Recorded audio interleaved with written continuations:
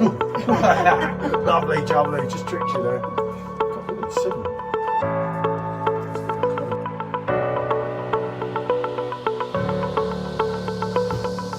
That's got to be reviewed, especially on the PerfectDraft Pro. And it's just quite a lot heavier. Especially on the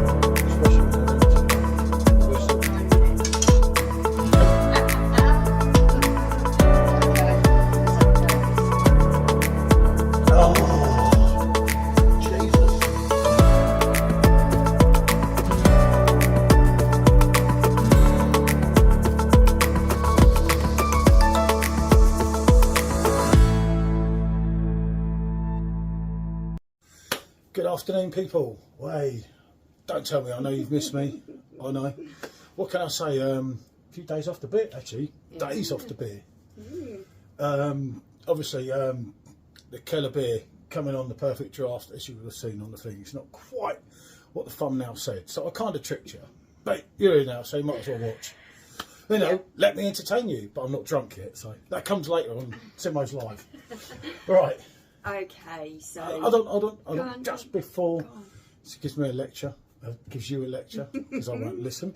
No, the Kellerbier coming at 5.2. As I say, on the PerfectDraft, I'm absolutely amazed.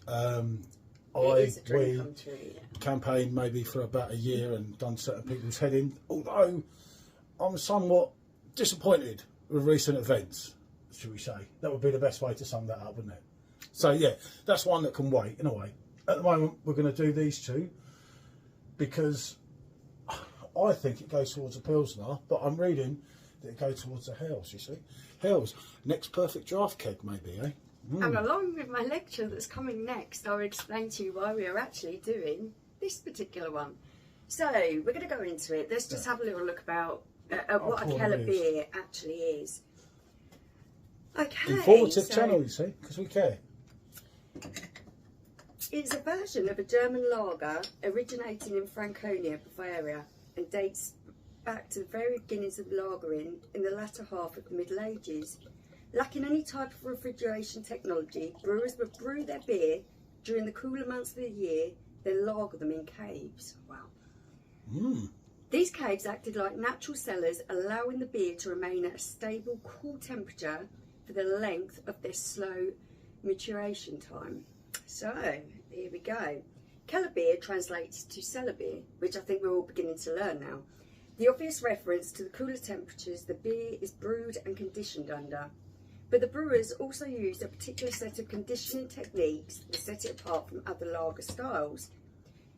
This particular one, unpastured and traditionally conditioned in an oak cask that was allowed to be in the open environment with the bunghole basically left open. So what that's doing is allowing all the CO2 from secondary fermentation to escape. So there we go. That is basically what happens when they brew it. The bunghole isn't even sealed up till it's ready to be shipped out. So this is all to do with what happens with this particular beer and the brewing style of it. It gets its cloudy colour from the yeast and the nutrients that neither settle nor are filtered out. Best bit. So yeah, that's a little bit about this style. The reason we're putting this one with it is, I'm reading here from my notes that I've got, there are a couple even more obscure sub-styles of Kellerbier, as Fickle beer is basically a younger, weaker, less hop forward and usually darker version of the same Keller. It isn't allowed the same amount of time to mature as a Kellerbier. So looking at that, that kind of doesn't ring true with these, because I'm imagining that these are more modern styles. No, I can see that that's lighter than that.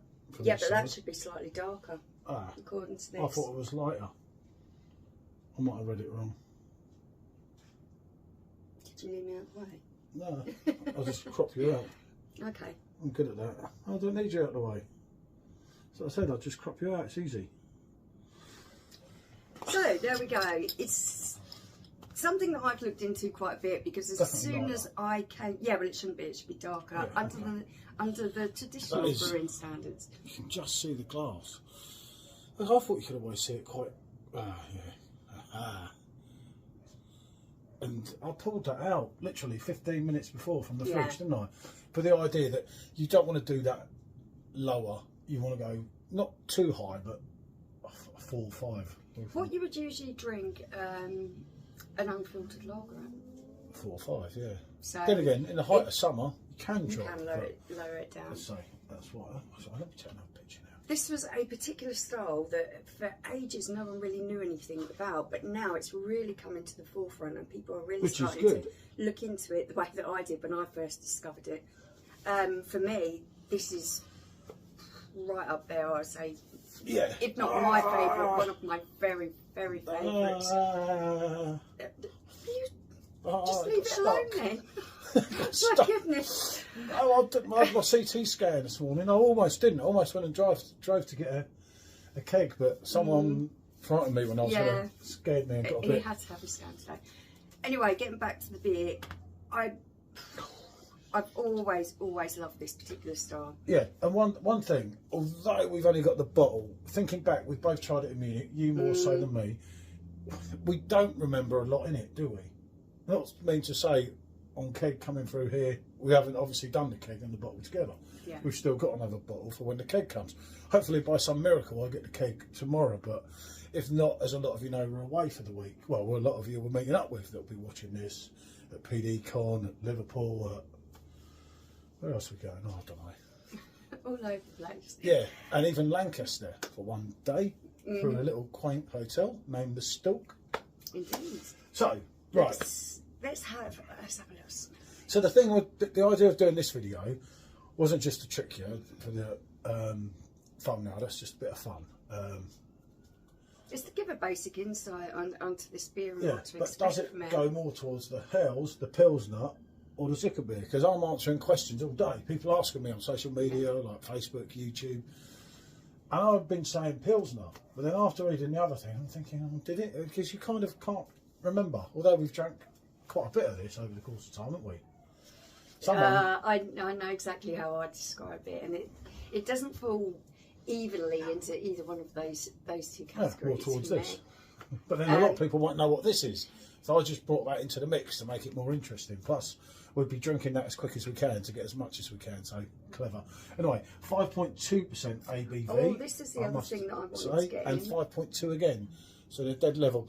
These make a banging Pilsner, absolutely beautiful Weizen beer, and also a half decent, is it Bock? Yeah, so yeah, they're not so easy to get. They are on Trembling Madness and if you Beers of spot Europe. that one, it's really worth giving it a go. That particular brand is very good. Yeah, this comes in at 215 calories. So for 500 ml. 7 minutes and I haven't even had a sip.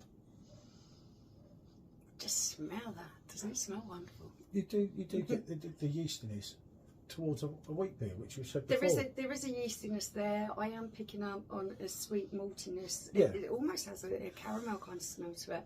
So I don't get the caramel. Lovely sweet malts all the way through it, isn't it? Oh.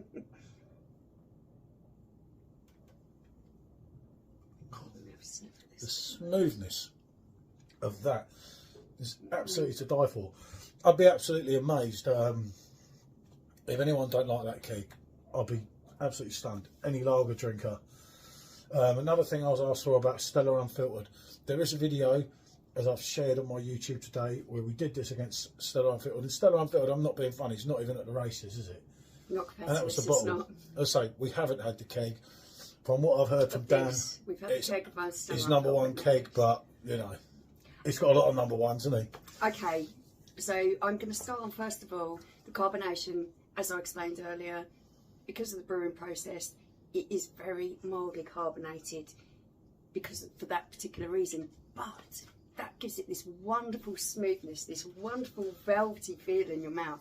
It really is just so smooth and creamy. Yeah, it's beautiful. I love the feeling in my mouth. That's to start with. Medium bodied, isn't it? It's a medium bodied drink. But yeah, the carbonation's not harsh. The mouthfeel is absolutely stunning. You know, you're getting hit with them sweet malts. I don't know about what did they say, Perfect Draft, about the spiciness, I suppose? Right, I was just about to go on to I can't remember what they said. The particular flavour notes that I get from this. It starts off for me with quite a sweet malt. It has got a little bit of toastiness there, a little bit of yeastiness. You move on from there and you have this wonderful, right, they call it spiciness, and I don't like to use that, or herbal.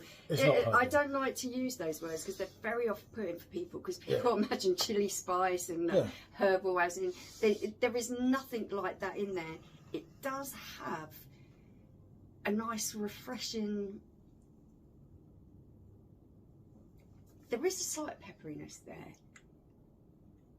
Oh, I'm trying to think of the best words to describe it. But when it says subdued bitterness, there is, but it's not going along the Pilsner line, is it?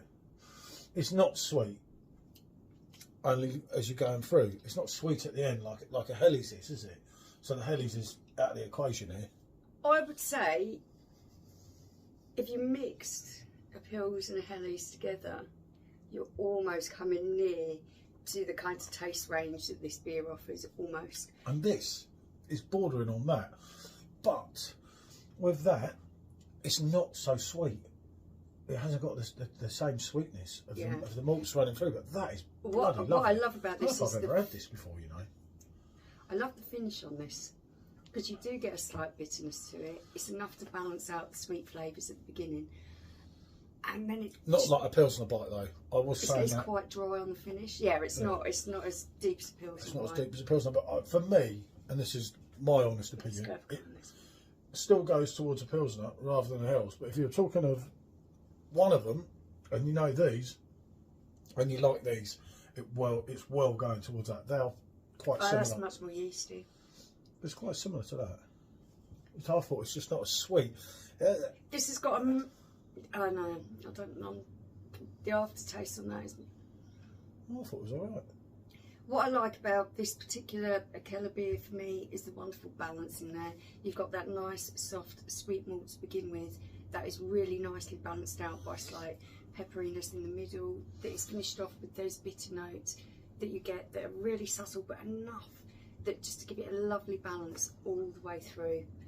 I can honestly say it's the most refreshing drink I've tried. This one thing with this beer as well, summer, winter, autumn, spring, no matter what, you're going to drink this. For every occasion. It's not got the heaviness of like your Royal, for argument's sake, but it does go towards, and someone was asking me about cloves. Well, you're not really getting cloves, are you, in it? But you are getting, maybe like you say, that peppery spice. Yeah, you're not getting the traditional wheat beer kind of taste, a banana, clove. There's no banana. There's not that kind of taste to it, but the mouthfeel, the yeasty wheatiness to it, that you are getting there. That lovely sweet maltiness, that's there.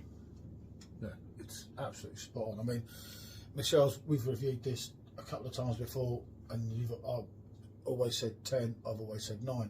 Yeah, for me, it's always going to be a 10 out of 10. We were in Munich and just so many good beers to choose from. But I just keep coming back to this one because I find it so refreshing, so moorish. It doesn't bloat you out. It leaves you with a lovely clean palate, that there's nothing sticky or icky, the nice flavour it leaves in your mouth. For me, it's a 10 out of 10 every time. And I just can't wait to see what it tastes like on Keg, because I can imagine it's going to be beautiful. I'll pray tomorrow, but if you trust Perfect Draft and Yodel, yeah, I don't know. My breath. I'm gonna take a Perfect Draft machine with me.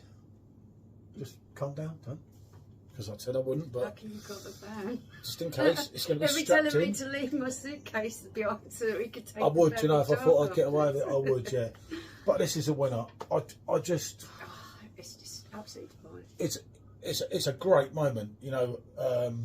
I say I banged on about it. Yeah, as I said, wasn't all for the right reasons, but it's here, and for me, it's phenomenal. It's like, I really didn't ever think, like, when I get back, I'm going to have Frankie in one. It's like a triple Frank, and that beats anything when I've done a double Frank and a Hogarth or a Left Blanche.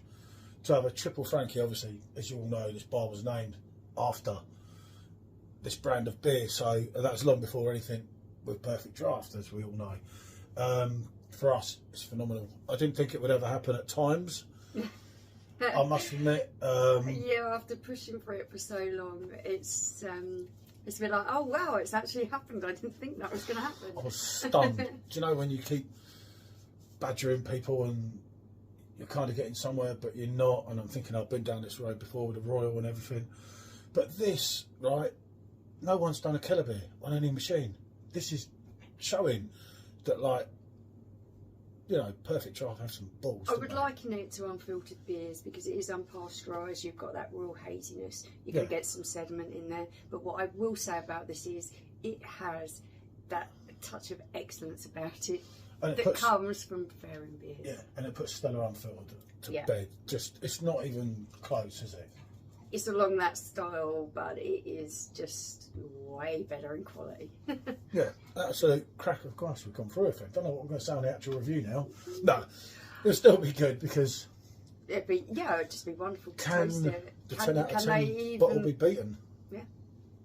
In her opinion, I don't know. I have had it on draft in Munich, but I kind of went the other way towards a wheat beer. Whereas I stuck with this. With the Keller. So, what can we say? I think 15 minutes is job done here on that one, didn't you? Yeah, I think so. Hopefully, we'll be back with the actual review tomorrow, but it might be a week away unless I can jam it somehow in a week. I don't know.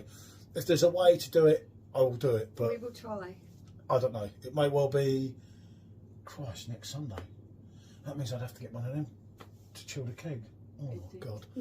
Yeah, that don't look good. It may be a little while. Yeah, it may be some time. Yeah. Anyway, you know, in the meantime, no doubt there'll be Bazza, all the beer no idea, Simo Sups, Chris's beer reviews. Chris is definitely doing it.